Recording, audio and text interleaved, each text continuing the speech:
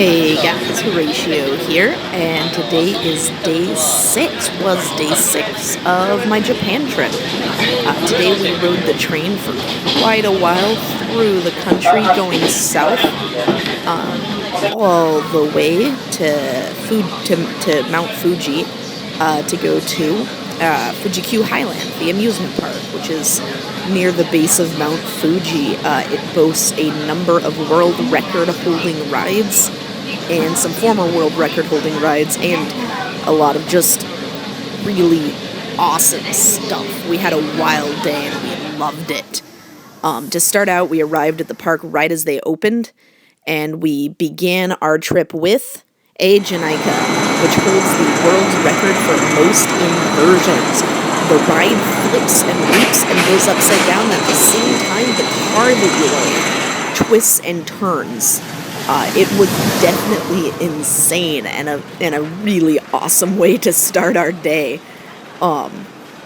It was, at the start of the day, the biggest roller coaster I'd ever been on. After that, we went walking to the Labyrinth of Fear. One of my favorite parts about it is that the mood of the park changed as you neared it. You'll notice the rusty fence.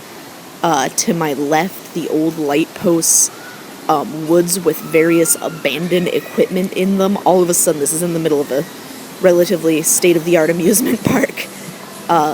And that is because the Labyrinth of Fear is a hospital-themed haunted house. I just want to see a spider web. Built to look like an abandoned hospital. Another drawer. They estimate on the website that it takes people about an hour to go through it. And you can see the exterior as I draw up close to it. It's 500 yen. I cannot imagine approaching the Labyrinth of Fear at night. I can't even wrap my head around the idea of it because it was really eerie in the daytime. But I will say that we did make it through it all the way. There are exits along the way, and sometimes it was tempting because there were a lot of zombies and scary Japanese ghost monsters jumping out of corners and going, bah! But we made it all the way through in about 40 minutes or so, give or take. I couldn't get any footage of the inside, obviously, but there's footage of the grounds and their creepy little shrine, and it was definitely a lot of fun. Scared me out of my mind. And in the beginning, they took a picture of us. They suddenly blew air into our faces before the picture.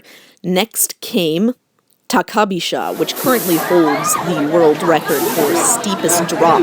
It is actually steeper than a straight drop. It turns in a little bit, and they lead you up to that drop extremely slowly and hold you there right at the top. And you know there's a camera there and it's going to take your picture. And you're trying to smile, but then it just shoots you down so fast. I thought my heart was going to fly out of my throat. I'd never been on a roller coaster that was that terrifying. But it was definitely a lot of fun, and it was so very much worth it. Especially because the lines were surprisingly short for, at this point, nearing the midday. But you can see our pictures, and me on the left, absolutely scared for my life. So after that, we stopped at Pizza La Cafe for their exclusive pizza for the park, and then it was the Gegege no Kitaro Haunted House, which was very cute. Much like the Labyrinth of Fear, the mood of the park changes as you near the ride itself. It's not really a ride, but the building. There's bamboo forests with trees and old wooden objects, and then there are cutouts of different characters from the series in among the trees. It was a cute little kids ride. It was definitely not geared towards adults, but that's kind of, after going through so many terrifying roller coasters, we wanted that. They start out with an introduction to the characters, and then they lead you into a dark room where there's a statue of Ratman behind you, and you sit down with your back to it.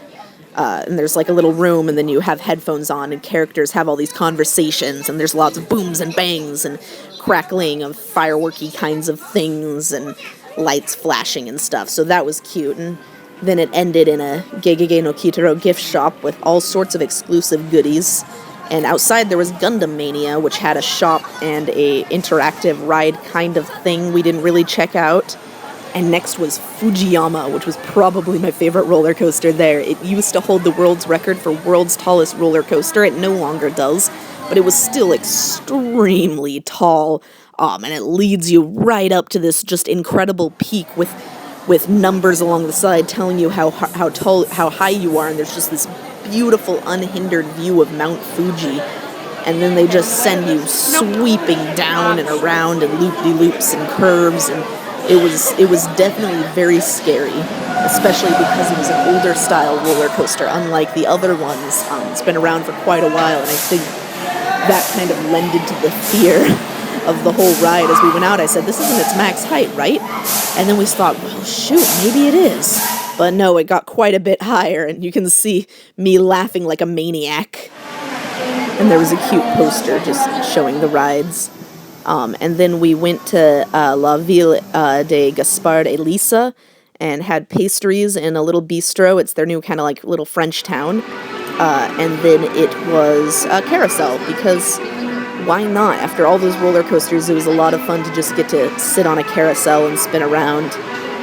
Probably hadn't been on a carousel in at least 15 years, so it was fun and wacky. And it was a very nice, very well put together carousel. I should have sat on my backwards. But we got to that might be dangerous, relax because it does and just move watch pretty fast. the park kind of spin around us. I especially liked the really bizarre like centaur designs Centaur motif in the carousel's roof. Yeah. And then we wandered around the kind of like kids area where there's a lot of Hamtaro stuff. They have a whole Thomastown, and then there was a character shop. And inside I actually found a Pokemon Omiyage that I hadn't seen anywhere. So I bought a pack that had Mewtwo in his regular form on it that are cookies. But I'm going to tell you about my favorite part about the park. My favorite part of the park are the mascots. Initially, it was before all the rides, they had all these safety clips featuring them, but then we actually found the mascots wandering around the park, and we managed to find every single one except for Fuji Pink. But I, of course, obsessively had to have my pictures with all of them, because what? Amusement park Sentai dudes!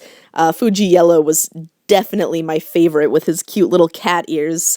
And they even had just a variety of merchandise of them, cell phone charms, and they had little notebooks that looked like manga and towels and all the usual stuff. But overall, it was a really fun day. If anybody's heading to Japan anytime soon, I cannot recommend FujiQ Highland enough. It was much less crowded than Disneyland and much more enjoyable. It was a beautiful day with beautiful sights. So, thank you all for listening, and I'll see you at the next vlog.